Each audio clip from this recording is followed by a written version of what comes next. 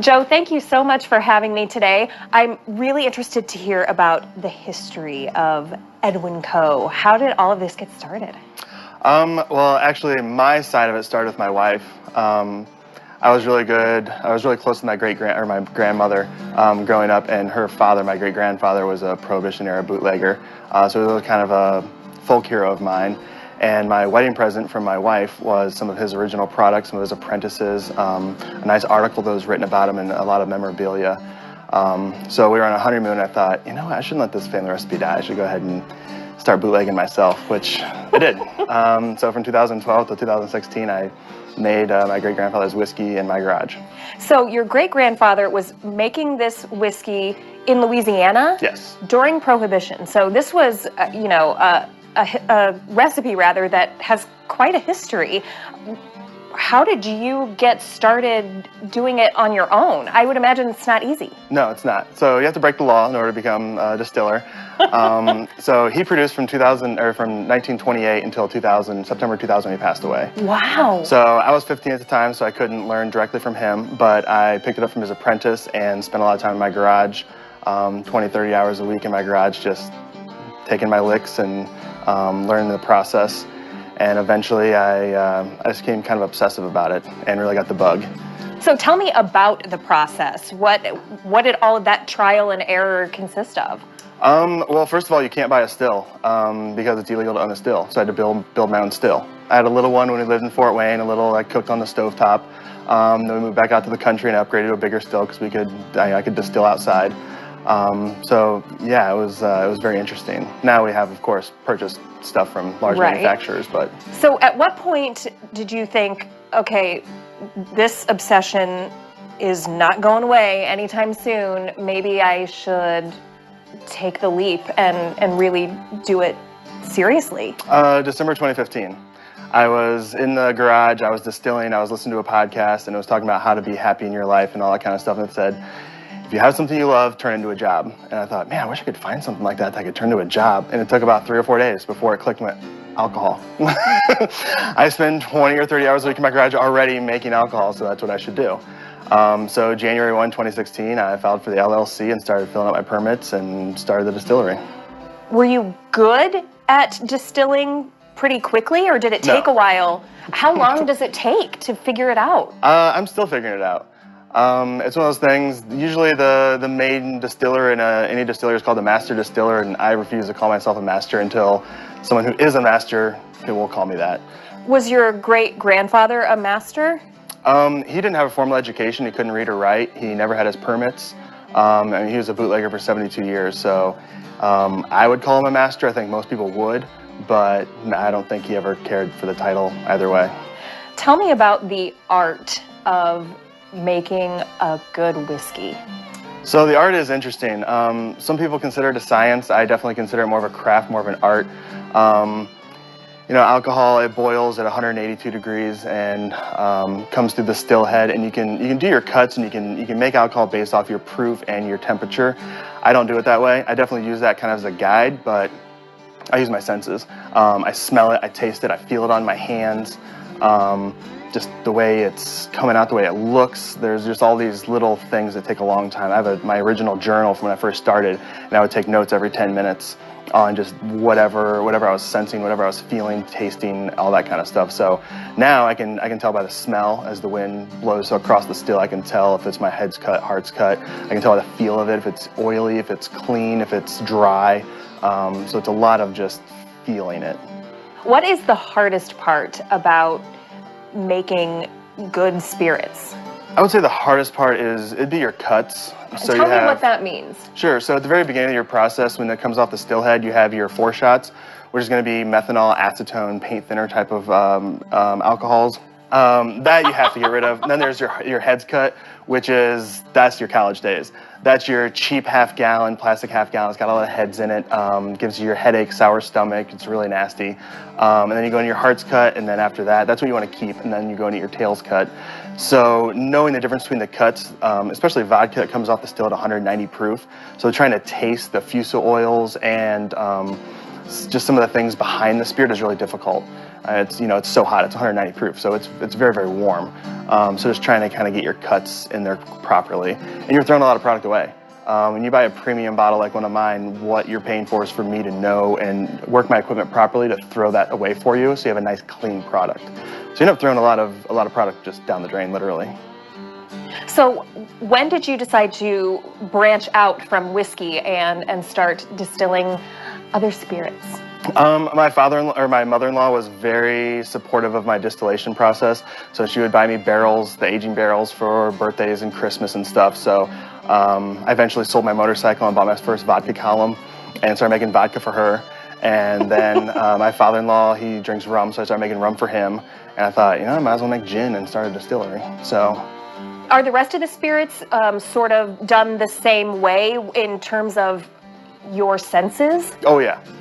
Actually, I'm just rerunning a batch of vodka right now. It came out at the right proof. It came out at the right temperature. All the points were there, but when I went to proof it down, after I proofed it down, it just didn't taste quite right. So I dumped it into the next batch, and I'm going to redistill both at the same time, just because I wasn't completely happy with it. Do you feel like you are learning every day? Because it seems like there is quite a bit to take on. Absolutely. There's an old saying, the person who doesn't think they have anything to learn in the room is the least intelligent person in the room. So if I have a nice long career like Grandpa at 70-something years of distilling, I'll still be learning something every day. That's kind of the point, is to make your craft better and better. What has been the biggest challenge of turning your passion into your livelihood? It's a lot of work. Anyone who owns a small business knows that you spend 60, 70 hours a week doing what you love and not getting paid very well for it. Thankfully, my wife has a really nice job and is very supportive. We have 2 small children, so it's really difficult to balance working that much and still maintain the family unit. So that's definitely the hardest part. Do you think that people consider what you do in art? Maybe, maybe not. I was thinking about that earlier yesterday, and I think anything someone does, everyone has an artist inside them, and I think you can, being a good interviewer is a form of art. Being a good cameraman, being, whatever it is, you can be an accountant and be an artist at your craft. So I think everyone has that in them. Whether they decide to move it from just doing a job into more of the art side is dependent on the person. So yes, I do consider myself, maybe not quite an artist, but definitely an artisan or a craftsman. Craftsman, I like that. Yeah. How long from start to finish does it take to create a bottle of whiskey, for example? A bottle of whiskey, it depends on how long you age it. From grain to barrel is about a week and a half. Same with all the clear spirits, so rum, vodka, gin, those are going to be about a week and a half to 2 weeks from grain to bottle. So once you've put the whiskey in the barrel, now you can let it age as long as you like. There's whiskeys out there that have been aged 20 years. But it's still only a week and a half from the time they mill the grain until they put it in the barrel.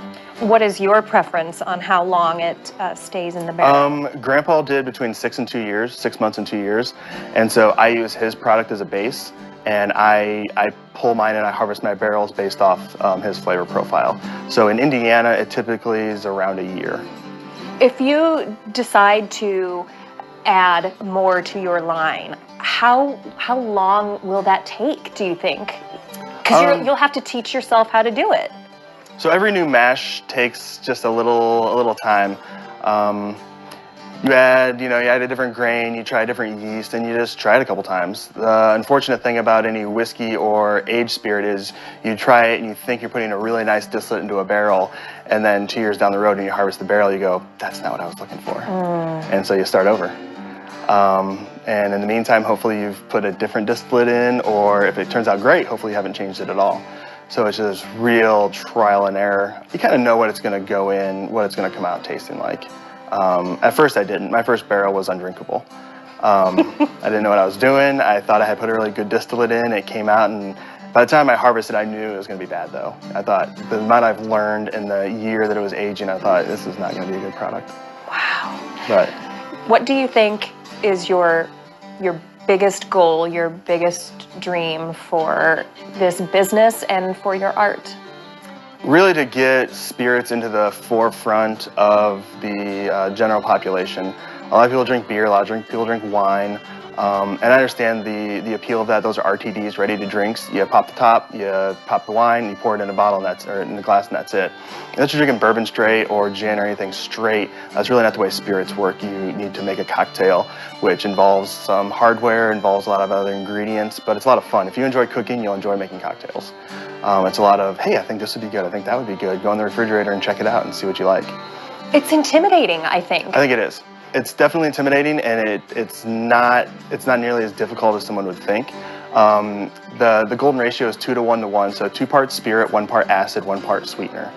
So take whatever spirit base you want, add lime juice, lemon juice, any type of acid whatsoever, add honey, add sugar, add whatever for your sweetener, and you're there.